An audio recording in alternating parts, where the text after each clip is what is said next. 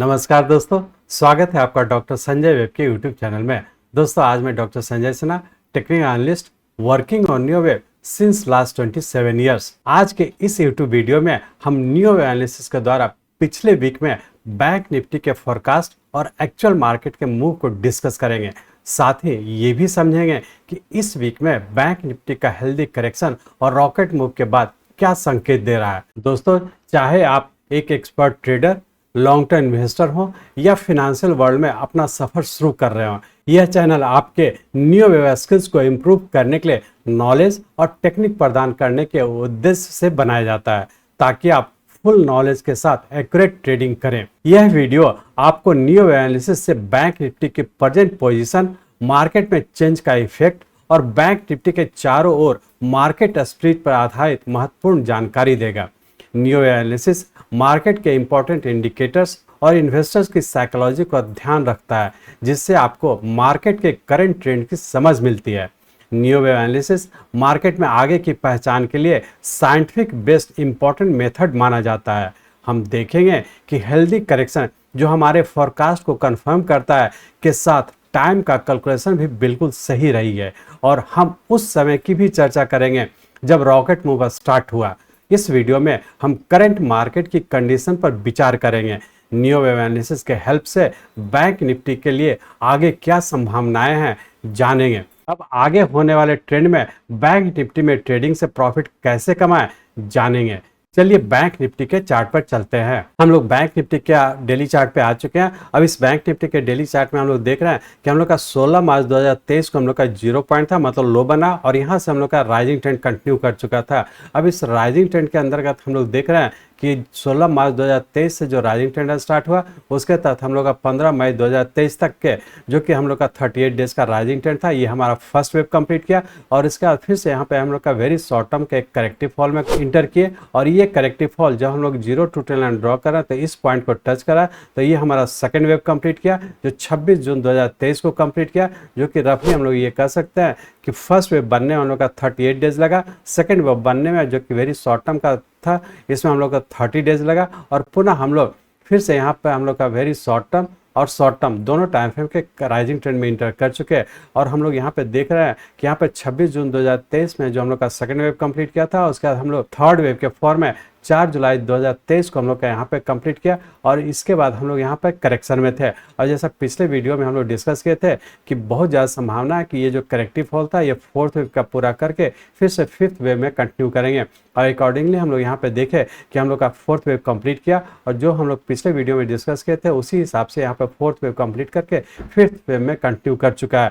अब हम लोग यहाँ पे देख रहे हैं कि हम लोग का यहाँ पर जो फोर्थ वेव से फिफ्थ वेव की ओर मूव किया, यहाँ भी वॉल्यूम को भी एनालाइज करते हैं तो देख पा रहे हैं कि फिफ्थ वेव जैसे जैसे ऊपर की ओर मूव कर रहा है, हम लोग का यहाँ पे वॉल्यूम भी इंक्रीज कर रहा है, और वॉल्यूम इंक्रीज करते हुए हम लोग आगे की ओर कंटिन्यू है। अब हम लोग यहाँ पे ये देखने की कोशिश करेंगे कि फोर्थ वेव से जो फिफ्थ वेव की ओर मूव किया है, इसका सबऑर्डिनेट जो फोर्थ वेव से फिफ्थ वेव की ओर बढ़ा है, इसका सबऑर्डिनेट वेव 5 वेव में है या फिर 3 वेव में है। इसको एनालाइज करने के लिए इस डेली चार्ट को कन्वर्ट करते हैं हम लोग आवरली चार्ट में, और ये देखने की कोशिश करें कि सही मायने में ये फोर्थ वेव से जो फिफ्थ वेव के फॉर्म में ऊपर कंटिन्यू किया, ये इम्पल्स है या फिर करेक्टिव है। तो इसको एनालाइज करने के लिए इस डेली चार्ट को कन्वर्ट करते हैं हम लोग आवरली चार्ट में। हम लोग यहाँ पे आवरली चार्ट में आ चुके हैं, और इस आवरली चार्ट में जैसा हम लोग पिछले वीडियो में डिस्कस किए थे कि हम लोग का यहाँ पे थर्ड वेव कंप्लीट करने के बाद हम लोग फोर्थ वेव में इंटर किए थे, और फोर्थ वेव जैसा हम लोग पिछले वीक में डिस्कस किए थे कि पिछले वीक में जो मंडे और ट्यूसडे का जो रेंज दिए थे, उस रेंज बाउंड के तहत आप लोग सब डिस्कस किए थे कि हम लोग का नीचे 44,700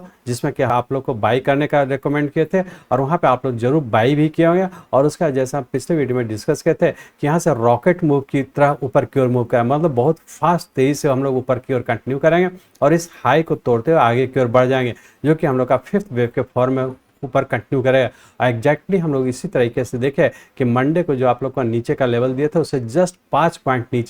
नीचे आकर के आप लोग जो बाई कर लिया होंगे, और यहाँ से पुनः हम लोग तेजी के साथ ऊपर की ओर कंटिन्यू कर गए, और ये तेजी के फॉर्म में जो ऊपर कंटिन्यू किया, ये हमारा एक 1 2 3 4, यहाँ पे हम लोग यदि 2-4 ट्रेंड लाइन ड्रॉ करें तो इस पॉइंट को टच करा तो हमारा यहाँ पे फोर्थ पॉइंट होगा, और इस तरीके से हम लोग यहाँ पे फिफ्थ वेव कंप्लीट किया। तो हम लोग ऐसा कर सकते हैं कि फोर्थ वेव बनने के बाद हम लोग का यहाँ पे एक 5 वेव कंप्लीट किया, और उसके बाद अभी हम लोग छोटे से एक रेंज बाउंड में मूव कर रहे हैं। यहाँ पे एक चीज और देखेंगे कि पिछले वीडियो में जैसा आप लोग से डिस्कस किए थे कि हम लोग का यहाँ से 3 से 4th वेव बनने में हम लोग का 8 दिन लगा था, जबकि उसके पहले का जो हम लोग का 3rd वेव था ये हमारा 5 डेज का था। तो आप लोग को क्लियरली बताया था कि हम लोग का यहाँ पे एक हेल्दी करेक्शन था जो कि 38.2% से ज़्यादा, लेकिन 61.8% से कम था, जो कि रफली हम लोग का 50% कंप्लीट किया था। और यहाँ पे आप लोग को पिछले वीडियो में डिस्कस किए थे कि सबसे छोटे टाइम फ्रेम में कंफर्म किया, जो इंडिकेट कर रहा था कि बड़े टाइम फ्रेम का भी कंफर्मेशन हुआ। अकॉर्डिंगली उसी हिसाब से हम लोग का मूव कर चुका है। तो हम लोग ये कह सकते हैं कि हम लोग के यहाँ से जो 4th वेव बनने का जो एक रॉकेट मूव के फॉर्म में ऊपर कंटिन्यू किया, ये 5 वेव में कंप्लीट किया। और 5 वेव में कंप्लीट करने के बाद बहुत ज़्यादा संभावना है कि अभी हम लोग का छोटे से एक रेंज बाउंड में ही रहने की संभावना है। तो अब हम लोग ये देखने की कोशिश करेंगे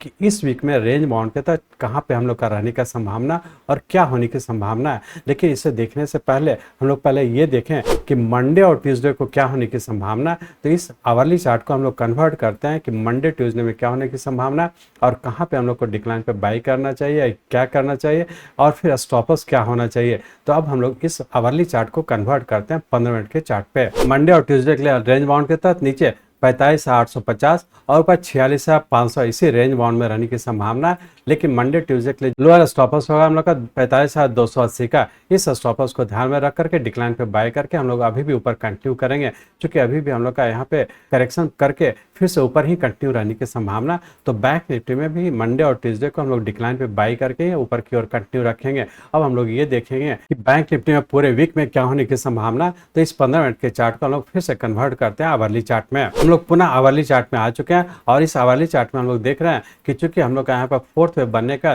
5th वेव में ऊपर कंटिन्यू किया, लेकिन इस टाइम फ्रेम का हमारा पैटर्न कंफर्म नहीं किया, तो बहुत ज़्यादा संभावना है कि करेक्शन में रह करके फिर से ऊपर ही कंटिन्यू रहने की संभावना है। तो पूरे वीक के लिए रेंज बाउंड के तहत नीचे 45,700 और ऊपर 46,700 इसी रेंज बाउंड में रहने की संभावना। डिक्लाइन पे बाई करके ऊपर की ओर कंटिन्यू रखेंगे। लेकिन अब स्टॉप लॉस की बात करें कि यदि हम लोग का वेरी शॉर्ट टर्म का स्टॉप लॉस है, वेरी शॉर्ट टर्म के लिए जैसा पिछले वीडियो में हम लोग डिस्कस किए थे कि वेरी शॉर्ट टर्म का जो हम लोग का स्टॉप लॉस था वो 5th ट्रेलिंग स्टॉप लॉस था, जो कि हम लोग का 43,540 का था। लेकिन अब इस स्टॉप लॉस को हम लोग रिवाइज कर लेंगे, मतलब ट्रेल करेंगे, और अब हम लोग का वेरी शॉर्ट टर्म का 6th ट्रेलिंग स्टॉप लॉस हो गया, जो कि 44,545 का हो चुका है। तो अब हम लोग को वेरी शॉर्ट टर्म का यदि लॉन्ग पोजिशन बनाए हुए तो आप इसे होल्ड करके रखें, हर डिक्लाइन पे बाई करके चलेंगे। और अब हम लोग का 6th ट्रेलिंग स्टॉप लॉस हो गया 44,545 का, मतलब हम लोग हर डिक्लाइन पे बाई करके 6th ट्रेलिंग स्टॉप लॉस 44,545 को हम लोग फॉलो करते हैं, हम लोग आगे की ओर कंटिन्यू करेंगे। इस तरह से हम लोग देखें